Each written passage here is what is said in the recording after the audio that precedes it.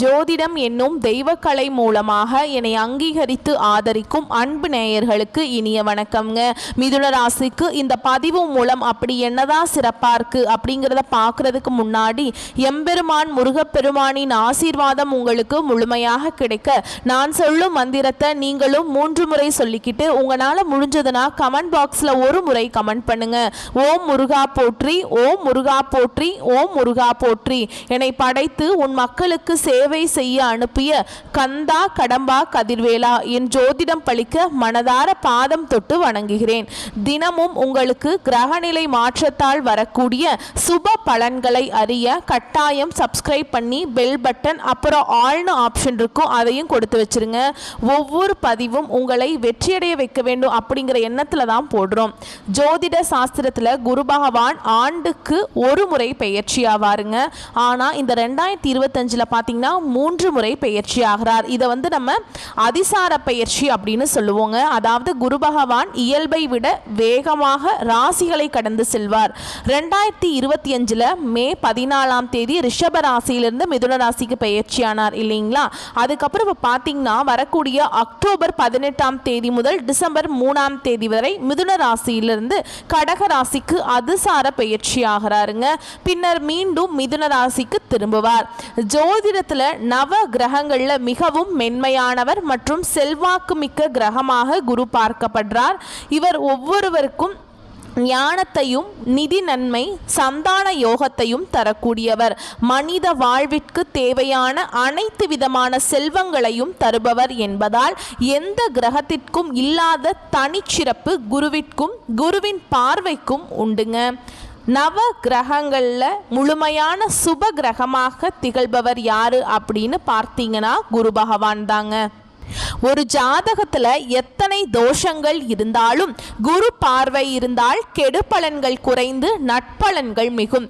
எனவே தான் ஜோதிட சாஸ்திரத்தில் குரு பார்க்க கோடி நன்மை அப்படின்னு சொல்லுவாங்க. குரு இருக்கும் இடத்தை வைத்து ஒரு ஜாதகத்தில் குழந்தைகளின் நிலையை அறிய முடியும். அதனால் இதை புத்திரகாரகன் அப்படின்னு குருவை சொல்லுவாங்க.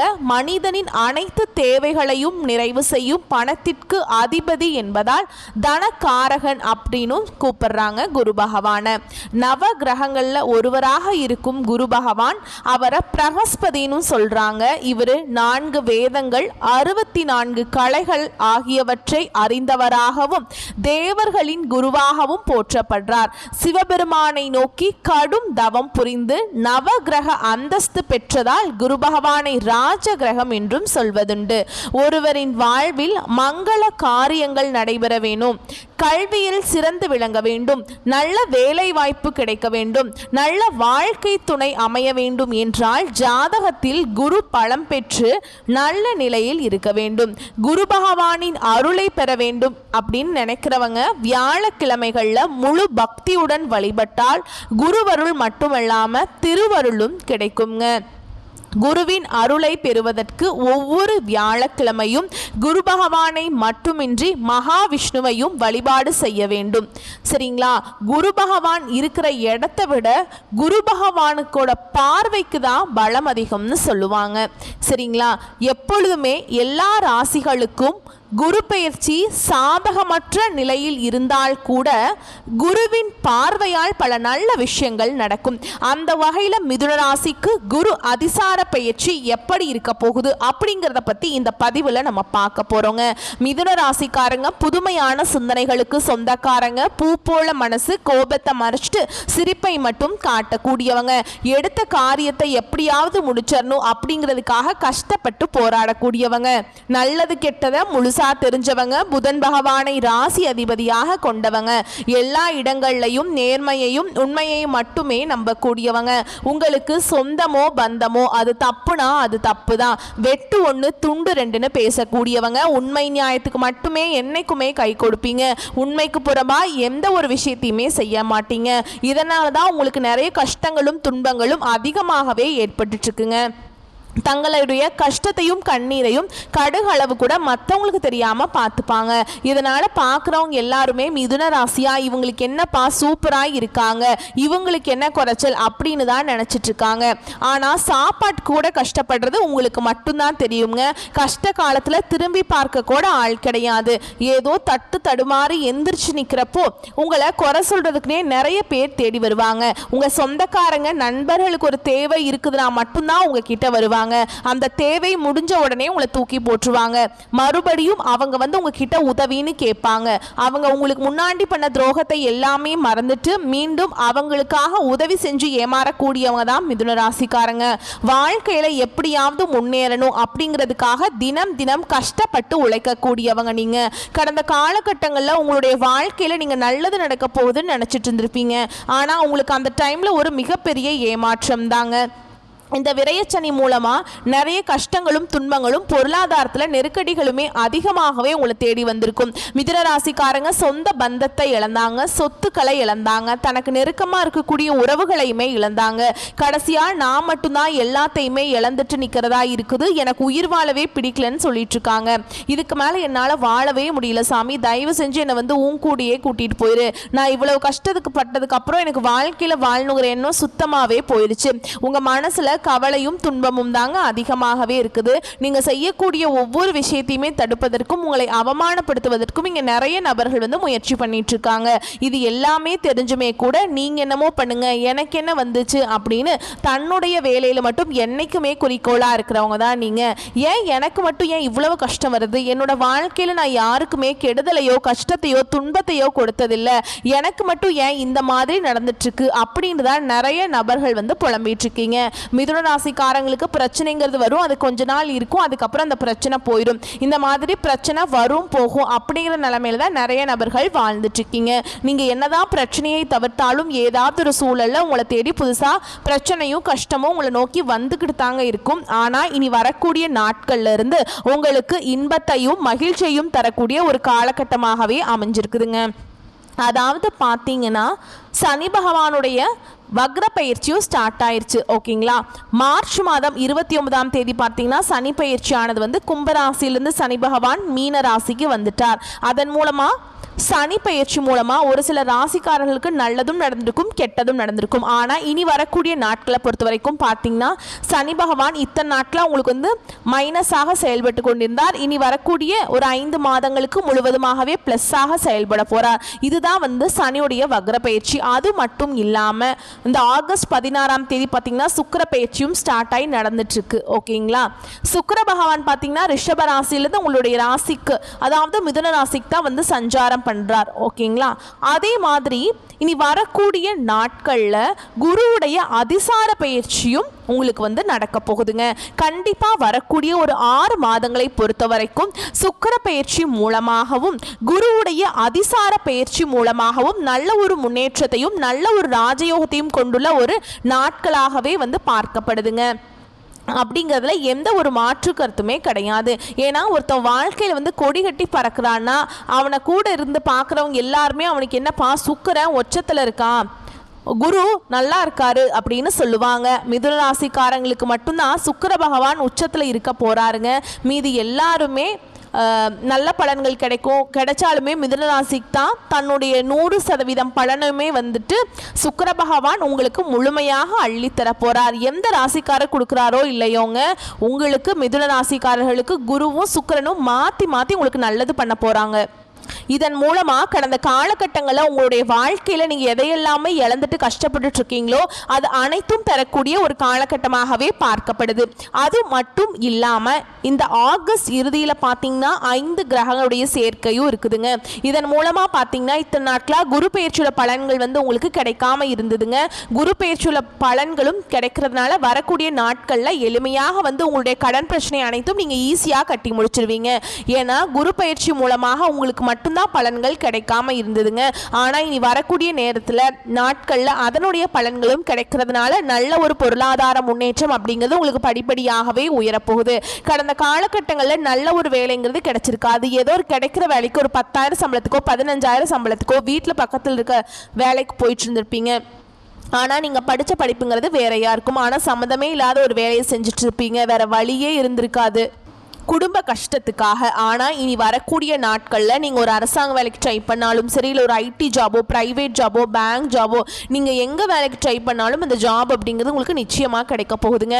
கோர்ட்டு கேஸுன்னு ரொம்ப நாட்களாக வந்து அலைஞ்சிட்ருக்க நபர்களுக்கு விரைவில் உங்களுக்கு சாதகமாகவே தீர்ப்பு வரும். சொத்து பிரச்சனையும் உங்களுக்கு சாதகமாகவே முடியும். சனி பகவானுடைய பார்வை உங்களுக்கு நேரடியாகவே இருக்குதுங்க. இதன் மூலம் வருமானம் அப்படிங்கிறது பல வழிகளில் வரும். தொழிலில் லாபம் சற்று அதிகமாகவே கிடைக்கும். அரசியல்வாதிகளை பொறுத்த வரைக்கும் புதிய பொறுப்புகள், புதிய பதவிகள் எல்லாமே தானாகவே உங்களை வந்து சேரும். ராகுவால உங்களுடைய செல்வாக்கு உயரும், உடல் ஆரோக்கியம் மேம்படும், சங்கடங்கள் நீங்கும். மறைமுகமாக உங்க தொழில் வாழ்க்கையிலும் சரிங்க, இல்லற வாழ்க்கையிலும் சரி, நிறைய நபர்கள் வந்து தொல்லை கொடுத்துட்டு இருந்திருப்பாங்க. இனி அவங்களுடைய தொந்தரவுங்கிறது முழுவதுமாகவே இருக்காது. கடந்த காலகட்டங்களில் நீங்களும் ஒரு கம்பெனியில் இரவு பகல் பார்க்காம உழைச்சிட்டு இருந்திருப்பீங்க. உங்களுடைய சொந்த கம்பெனியாக நினச்சி வேலை செஞ்சுருப்பீங்க. ஆனால் உங்களுக்கு அப்புறம் வேலைக்கு வந்திருப்பாங்க. அவங்களுக்கு வந்து நிறைய சலுகைகள், அவங்களுக்கு நிறைய சலுகைகள் எல்லாமே உங்கள் கம்பெனி எல்லாம் கொடுத்துருப்பாங்க. அதை பார்த்து ரொம்பவே மனவேதனைப்பட்டிருப்பீங்க. ஆனால் இனி வரக்கூடிய நாட்களில் பார்த்தீங்கன்னா உங்களுக்கு சம்பள உயர்வு, பதவி உயர்வு, உங்களுக்கு மேல் இருக்கக்கூடிய அதிகாரிகளுடைய ஆதரவு முதற்கொண்டு உங்களுக்கு கிடைக்க போகுதுங்க. இனி உங்கள் வார்த்தைக்கும் மதிப்பு மரியாதை கிடைக்கும். அந்தஸ்தில் நீங்கள் எதிர்பார்த்த உயர்வுக்கு போகிறீங்க. இனி நினைச்சது எல்லாமே நடக்கும். தொழில் வியாபார தடைகள் அனைத்தும் விலகும். லாபம் அதிகமாக கிடைக்கும். முன்னேற்றம் உண்டாகும். வரவேண்டிய பணம் விரைவில் கைக்கு வந்து சேரும். குடும்பத்தில் நெருக்கடிகள் விலகும். செல்வாக்கு அந்தஸ்து உயரும். வெளிநாட்டு முயற்சிகள் வெற்றியை தரும். தெய்வ சிந்தனை அதிகமாக இருக்கும். பெரியோர்களுடைய உதவிகள் கிடைக்கும். உறவில் இருந்த சண்டை சச்சரவு முழுவதுமாகவே விலகும். புதிய நண்பர்கள் உங்களுக்கு உதவி செய்வாங்க. தொழிலில் ஏற்பட்ட நெருக்கடிகள் நீங்கும். முடங்கி கிடந்த நிறுவனங்கள் மீண்டும் இயங்கும். வியாபாரத்தில் எதிர்பார்த்த லாபம் கிடைக்கும். புதிய தொழில் தொடங்கக்கூடிய முயற்சிகள் கண்டிப்பாக உங்களுக்கு வெற்றியை தரும். கடந்த காலகட்டங்களை பார்த்தீங்கன்னா மிதுனராசிக்காரங்களுக்கு திருமண நிலை அப்படிங்கிறது நிறைய பிரச்சனையும் சிக்கலையுமே அதிகமாக சந்திச்சிருப்பீங்க. இதில் குறிப்பாக பெண்களுக்கு ஏதாவது ஒரு வகையில் திருமணம் அப்படிங்கிறது அடைஞ்சிருது. ஆனால் ஆண்கள் தான் ரொம்ப ரொம்ப பாவம். ஏன்னா வயது பார்த்திங்கன்னா 30, 33, 35, 37 வயது வரைக்குமே நிறைய ஆண்கள் வந்து திருமண நிலையை அடையாமல் கஷ்டப்பட்டுட்ருக்கீங்க. அடித்து பிடிச்சி அது வரைக்கும் போனால் கூட அக்கம் பக்கம் இருக்கிறவங்க ஏதாவது சொல்லி எடுத்து விட்டுறாங்க. இந்த மாதிரி நிறைய பிரச்சனைக்கு ஆளாக்கப்பட்டவங்க தான் நீங்கள். ஆனால் இனி வரக்கூடிய நாட்களில் நீங்கள் எதிர்பார்த்த மாதிரியே நல்ல ஒரு வரன் அப்படிங்கிறது நிச்சயமாக உங்களை தானாகவே தேடி வருங்க. வாழ்க்கை துணையை இழந்த மிதுனராசி ஆண்களோ பெண்களோ அடுத்து வந்து இரண்டாவது திருமணம், அதாவது மறுமணம் பண்ணலாமா வேண்டாமா அப்படிங்கிற ஒரு மிகப்பெரிய குழப்பத்தில் இருப்பீங்க. அப்படி இரண்டாவது திருமணம் பண்ணும்போது சொந்தக்காரங்க தப்பா பேசிடுவாங்களா, ஊர்க்காரங்க தப்பா நினைச்சிருவாங்களா, இல்லை அவங்க என்ன நினைப்பாங்க, இவங்க என்ன நினைப்பாங்க அப்படின்ட்டு நிறைய நபர்கள் வந்து இரண்டாவது திருமணத்தை பற்றி யோசிக்காமல் இருக்கீங்க. இப்போ இருக்கக்கூடிய பொருளாதார சூழலும் இப்போ இருக்கக்கூடிய காலகட்டத்தையும் வச்சு பார்க்கும்போது ஒரு சிங்கிள் பேரண்டால் இந்த சொசைட்டியில் சர்வே பண்ணுறது ரொம்ப ரொம்ப கஷ்டங்க. நீங்கள் எதிர்பார்த்த மாதிரியே நல்ல ஒரு மறுவாழ்க்கை அப்படிங்கிறது விரைவில் உங்களுக்கு அமையும். குழந்தை பாக்கியத்துக்காக எங்கே மிதுன ராசி நேயர்கள் பார்த்தீங்கன்னா எங்களுக்கு மேரேஜ் ஆகி 3 வருஷம் ஆகுது சாமி, 5 வருஷம் ஆகுது, 10 வருஷம் ஆகுது, நாங்களும் போகாத ஹாஸ்பிட்டல் இல்லை, பார்க்காத ட்ரீட்மெண்ட் இல்லை, வாரத்தில் 3 நாள் கோவிலுக்கு போய் வழிபாடு செஞ்சுட்டு வந்துட்டுருக்கோம், ஆனால் எங்களுக்கு குழந்தை பாக்கியமே இல்லை சாமி அப்படின்னு நிறைய நபர்கள் புலம்பிகிட்ருக்கீங்க. கண்டிப்பாக இந்த 2025 முடியறதுக்குள்ளே உங்களுக்கு விரைவில் குழந்தை பாக்கியம் அப்படிங்கிறது நிச்சயமாக உண்டாகும். பிரிந்திருக்கக்கூடிய கணவன் மனைவி எல்லாமே மீண்டும் ஒரு முறை ஒன்றாக சேர்ந்து பேசக்கூடிய வாய்ப்பு கிடைக்கும் பட்சத்தில் கண்டிப்பாக இருவரும் ஒன்றாக இணைந்து வாழ்வீங்க. கடந்த காலகட்டங்களில் காதல் அதிகமான தோல்விகளை சந்திச்ச ராசி யாருன்னு பார்த்தீங்கன்னா அது முழுக்க மிதுன ராசிக்காரங்க தான். ஏன்னா நல்லா லவ் பண்ணிட்டு இருப்பாங்க. திடீர்னு ஒரு சண்டை சச்சரவு, ஈகோ பிரச்சனை மூலமாக அந்த லவ் வந்து பிரேக்கப் ஆயிருக்கும். இல்லை வீட்டில் போய் சொல்லும்போது பெற்றோர்கள் வந்து உங்களுடைய காதலுக்கு தடையாக இருந்திருப்பாங்க. ஆனால் இனி வரக்கூடிய நாட்களில் உங்களுடைய காதலை நீங்கள் வெளிப்படுத்தும் போது அந்த காதல் கண்டிப்பாக கைகூடும். வீட்டில் போய் சொல்லும் போது பெற்றோர்களே உங்களுக்கு முன்னாடி நின்று திருமணம் செய்து வைக்கக்கூடிய வாய்ப்புகள் அதிகமாகவே உள்ளது. வரக்கூடிய நாட்களில் கடினமான காரியத்தையுமே சுலபமாக செஞ்சு முடிச்சிருவீங்க. உங்கள் எளிமையான பேச்சு திறமையால் நீங்கள் அனைவரையுமே கவர்ந்தெழுப்பீங்க. மிதுன ராசியை பொறுத்த வரைக்கும் நீங்கள் ஆண்களோ பெண்களோ, அரசு வேலையோ தனியார் வேலையோ கூலி வேலையோ, நீங்கள் எதிர்பாராத வருமானம் அப்படிங்கிறது உங்களுக்கு இரட்டிப்பு மடங்காக கிடைக்க போகுது. சேமிப்பு அப்படிங்கிறது பல மடங்காக உயரப்போகுது. இதன் மூலம் கடந்த காலகட்டங்களில் ஏற்பட்ட கடன் பிரச்சனை அனைத்தும் உங்களுக்கு வரக்கூடிய நாட்களில் முழுவதுமாகவே நிவர்த்தியாக போகுது. ஏன்னா கடந்த காலகட்டங்களில் சரியான ஒரு பொருளாதார முன்னேற்றம் இல்லாததுனால நீங்கள் இப்போ போய் ஒரு மிதுன ராசிக்காரங்களை பார்த்து கேட்டீங்க அப்படின்னா, எனக்கு 3 லட்சம் இருக்குதுங்க, 5 லட்சம் இருக்குதுங்க, 10 லட்சம் இருக்குதுங்க, பல லட்சம் இருக்குன்னு கடனோட தான் இருக்கேன் அப்படின்னு சொல்லுவாங்க. கடன் இல்லாத மிதுன ராசிக்காரங்க நீங்கள் பார்க்குறது ரொம்ப ரொம்ப கஷ்டங்க. கண்டிப்பாக இந்த 2025 முடிஞ்சு 2026 நீங்கள் அடி எடுத்து வைக்கும்போது ஒரு பைசா கடன் இல்லாமல் அனைத்து விதமான கடன்களையுமே கட்டி முடிக்கிற அளவுக்கு நல்ல ஒரு பொருளாதார முன்னேற்றம், நல்ல ஒரு வாழ்க்கை முறையும் விரைவில் உங்களுக்கு வாழ்க்கையில் ஏற்பட போகுதுங்க. இனி வரக்கூடிய நாட்களில் உங்களுடைய வளர்ச்சி அப்படிங்கிறது யாருமே எதிர்பார்க்காத அளவுக்கு ஒரு மிகப்பெரிய ஒரு அசுர வளர்ச்சி இருக்க போகுது. உங்களுடைய சொந்தக்காரர்களும் நண்பர்களுமே உங்களுக்கு எதிரிகளாகவும் துரோகிகளாகவும் மாறக்கூடிய வாய்ப்புகள் அதிகமாகவே உள்ளது. கண்டிப்பாக இதன் மூலமாக குடும்ப உறவில் இருந்த ஏதாவது ஒரு விரிசல் அப்படிங்கிறது நிச்சயமாக வரப்போகுதுங்க. முடிஞ்ச அளவுக்கு இந்த மாதிரி குடும்ப உறவுகளோடு பிரச்சனை வரும் அப்படிங்கிற பட்சத்தில் உடனடியாக அவர்களிடமிருந்து விலகி நீங்கள் தனியாக இருப்பது வரக்கூடிய நாட்களில் ரொம்ப ரொம்ப நல்லதுங்க. அலுவலகத்தில் உங்கள் முயற்சிகள் முடக்கம் கூடாதுங்க. மேல் அதிகாரிகளுடன் வீண் தர்க்கம் வேண்டாம். உடன் இருப்போர் குறைகளை பெரிதுபடுத்தி பேசுவது கூடாது. பொறுப்புகளை திட்டமிட்டு செய்து முடித்தால் படிப்படியாக பதவி பொறுப்பு உயர்வுகள் வரும். புதிய வேலைக்காக காத்திருக்கிறவங்க நேரு வழியில் முயற்சிப்பதே நல்லது. வீட்டில் விட்டு கொடுத்து போவது முக்கியம். தம்பதியர்களிடையே 3ஆம் நபர் தலையீட்டை அனுமதிக்க வேண்டாம்ங்க.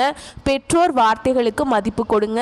இளம் வயதினர் திடீர் முடிவுகளை எடுப்பதை விட குடும்பத்தாருடன் மனம் விட்டு பேசுவதே நல்லது. பொது இடங்களில் வீண் ஆடம்பரங்களை தவிர்த்துருங்க.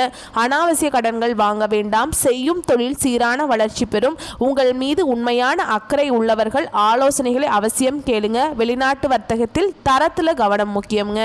அரசியல் இருக்கவங்களுக்கு அகலக்கால் வைக்கிறது கூடாது. மேலிடத்தின் அனுமதி இல்லாமல் எந்த செயலையுமே செய்ய வேண்டாம். பிறருக்காக நீங்கள் போய் சப்போர்ட் பண்ணுறேன், ஜாமீன் போடுறேன் அப்படிங்கிறதெல்லாம் தவிர்த்துருங்க. அரசு பணிகளில் இருக்கவங்களுக்கு ஏற்றத்தின் அளவுகோல் அதிகரிக்கும். புறம் பேசுவது கேட்பதை தவிர்த்துடுங்க. யாருடைய தனிப்பட்ட விஷயத்துலையுமே நீங்கள் தலையிட வேண்டாங்க. கலை படைப்பு துறையில் இருக்கவங்க முயற்சிகள் பலித்தமாகும். பலகால கனவுகள் நனவாகும். மாணவர்களுக்கு சீரான உயர்வுகள் கிட்டும். பெற்றோர் ஆசிரியருடைய ஆலோசனைகள் அவசியமாக கேளுங்க. ஆரோக்கியத்தில் அக்கறை தேவைப்படும் காலகட்டம்ங்க. உடற்பயிற்சி மனப்பயிற்சி செய்வோருக்கு உடல் நலம் சீராக இருக்கும். இரத்த நாள அடைப்பு, முதுகு, கழிவு உறுப்பு பிரச்சனைகள் வரலாம். அதனால் கவனமாக இருந்துக்கோங்க. வாகன பழுதில் அலட்சியம் கூடாதுங்க. கரெக்டாக ரெடி பண்ணி வாகனத்தில் பயணிக்கும் போது சேஃபாக போய்க்கோங்க.